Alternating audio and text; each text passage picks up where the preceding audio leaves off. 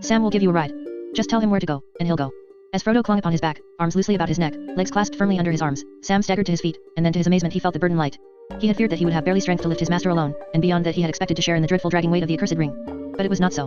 Whether because Frodo was so worn by his long pains, wound of knife, and venomous sting, and sorrow, fear, and homeless wandering, or because some gift of final strength was given to him, Sam lifted Frodo with no more difficulty than if he were carrying a hobbit child pig back in some romp on the lawns or hayfields of the Shire. He took a deep breath and started off. They had reached the mountain's foot on its northern side, and a little to the westward, there its long grey slopes, though broken, were not sheer.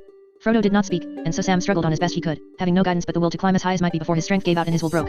On he toiled, up and up, turning this way and that to lessen the slope, often stumbling forward, and at the last crawling like a snail with a heavy burden on its back. When his will could drive him no further, and his limbs gave way, he stopped and laid his master gently down. Frodo opened his eyes and drew a breath. It was easier to breathe up here above the reeks that coiled and drifted down below. "Thank you, Sam," he said in a cracked whisper. "How far is there to go?" "I don't know," said Sam, "because I don't know where we're going." He looked back, and then he looked up, and he was amazed to see how far his last effort had brought him. The mountain standing ominous and alone had looked taller than it was. Sam saw now that it was less lofty than the high passes of the Efelduath which he and Frodo had scaled. The confused and tumbled shoulders of its great base rose for maybe 3,000 feet above the plain, and above them was reared half as high again its tall central cone, like a vast oast or chimney capped with a jagged crater. But already Sam was more than halfway up the base, and the plain of Gorgoroth was dim below him, wrapped in fume and shadow. As he looked up he would have given a shout, if his parched throat had allowed him, for amid the rugged humps and shoulders above him he saw plainly a path or road. It climbed like a rising girdle from the west and wound snake-like about the mountain, until before it went round out of view it reached the foot of the cone upon its eastern side.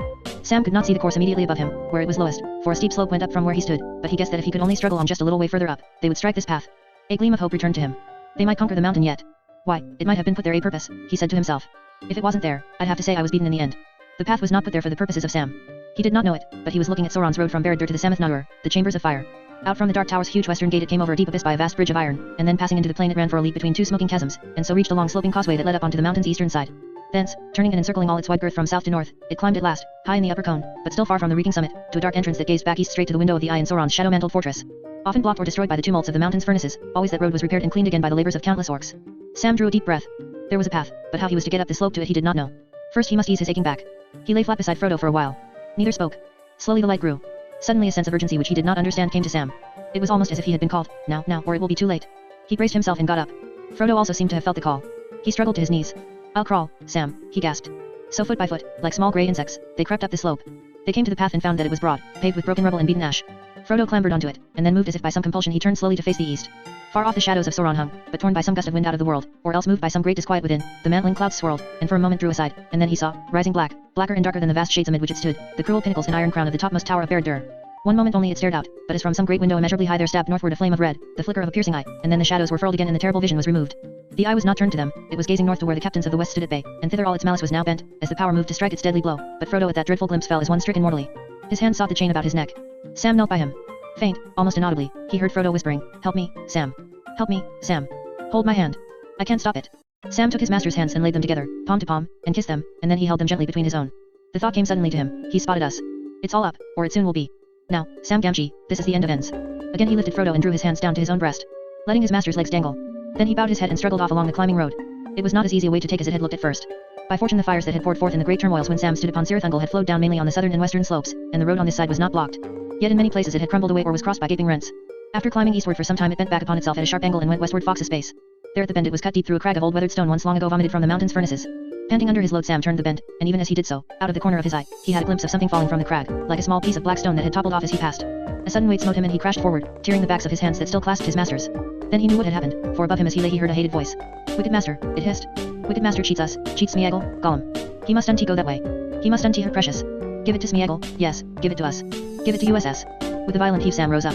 At once he drew his sword, but he could do nothing. Gollum and Frodo were locked together. Gollum was tearing at his master, trying to get at the chain and the ring. This was probably the only thing that could have roused the dying embers of Frodo's heart and will, an attack, an attempt to wrest his treasure from him by force. He fought back with a sudden fury that amazed Sam, and Gollum also. Even so things might have gone far otherwise, if Gollum himself had remained unchanged, but whatever dreadful paths, lonely and hungry and waterless, he had trodden, driven by a devouring desire and a terrible fear, they had left grievous marks on him. He was a lean, starved, haggard thing, all bones and tight-drawn sallow skin. A wild light flamed in his eyes, but his malice was no longer matched by his old griping strength. Frodo flung him off and rose up quivering. Down, down, he gasped, clutching his hand to his breast, so that beneath the cover of his leather shirt he clasped the ring. Down you creeping thing, and out of my path. Your time is at an end.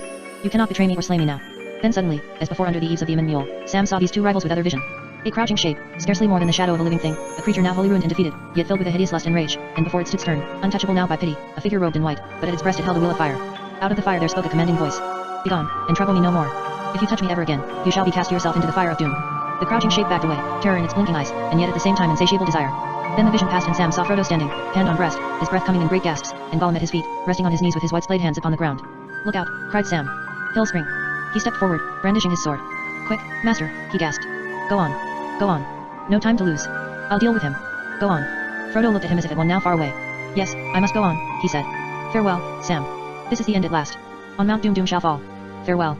He turned and went on, walking slowly but erect up the climbing path. "Now," said Sam. "At last I can deal with you." He leaped forward with drawn blade ready for battle.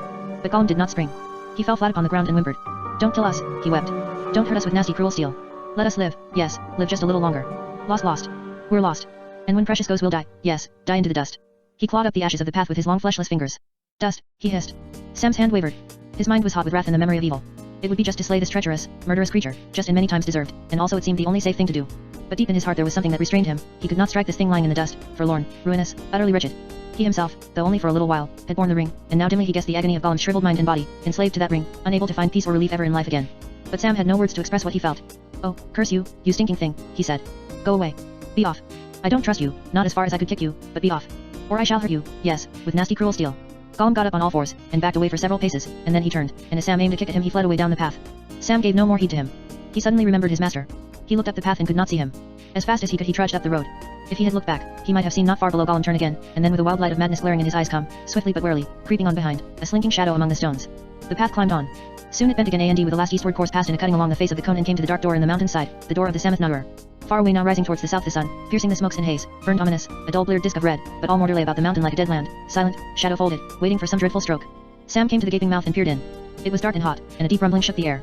"Frodo. Master," he called. There was no answer. For a moment he stood, his heart beating with wild fears, and then he plunged in. A shadow followed him. At first he could see nothing.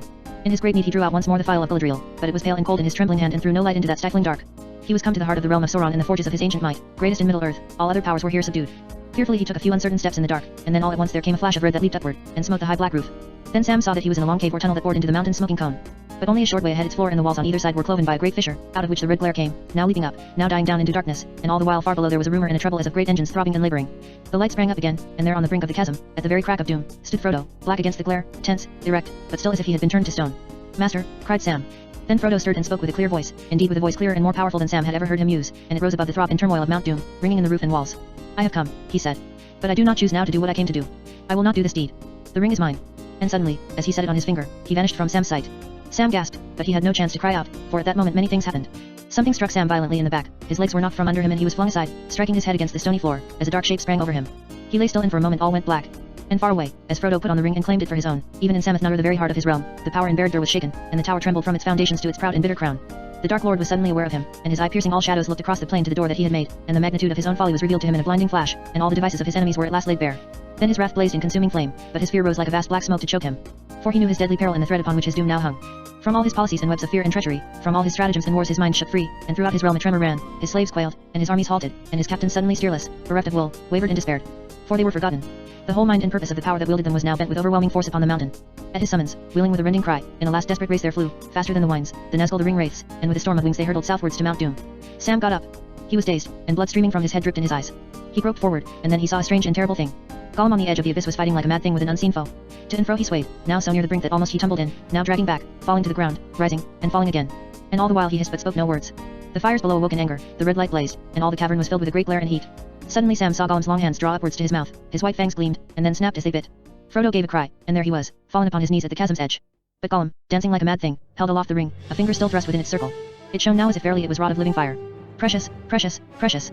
Gollum cried. "My precious! Oh my precious!" And with that, even as his eyes were lifted up to gloat on his prize, he stepped too far, toppled, wavered for a moment on the brink, and then with a shriek he fell. Out of the depths came his last wail, "Precious," and he was gone. There was a roar and a great confusion of noise. Fires leaped up and lit the roof. The throbbing grew to a great tumult, and the mountain shook. Sam ran to Frodo and picked him up and carried him out to the door. And there upon the dark threshold of the Sammath Naur, high above the plains of Mordor, such wonder and terror came on him that he stood still forgetting all else, and gazed as one turned to stone. A brief vision he had of swirling cloud, and in the midst of it towers and battlements, tall as hills, founded upon a mighty mountain throne above immeasurable pits, great courts and dungeons, eyeless prisons sheer as cliffs, and gaping gates of steel and adamant, and then all passed. Towers fell and mountains slid, walls crumbled and melted, crashing down, vast spires of smoke and spouting steams went billowing up, up, until they toppled like an overwhelming wave, and its wild crest curled and came foaming down upon the land. And then at last over the miles between there came a rumble, rising to a deafening crash and roar, the earth shook, the plain heaved and cracked, and Orodruin reeled. Fire belched from its riven summit. The skies burst into thunder seared with lightning. Down like lashing whips fell a torrent of black rain. And into the heart of the storm, with a cry that pierced all other sounds, tearing the clouds asunder, the Nazgul came, shooting like flaming bolts, as caught in the fiery ruin of hill and sky they crackled, withered, and went out. Well, this is the end, Sam Gamgee, said a voice by his side. And there was Frodo, pale and worn, and yet himself again, and in his eyes there was peace now, neither strain of wool, nor madness, nor any fear. His burden was taken away. There was the dear master of the sweet days in the Shire. Master, cried Sam and fell upon his knees. In all that ruin of the world for the moment he felt only joy, great joy. The burden was gone. His master had been saved, he was himself again, he was free. And then Sam caught sight of the maimed and bleeding hand. Your poor hand, he said. And I have nothing to bind it with, or comfort it. I would have spared him a whole hand of mine rather. But he's gone now beyond recall, gone forever. Yes, said Frodo. But do you remember Gandalf's words, even Gollum may have something yet to do? But for him, Sam, I could not have destroyed the ring. The quest would have been in vain, even at the bitter end. So let us forgive him. For the quest is achieved, and now all is over. I am glad you are here with me. Here at the end of all things, Sam. Compiled by the esteemed Dr. Professor Fred Weasley.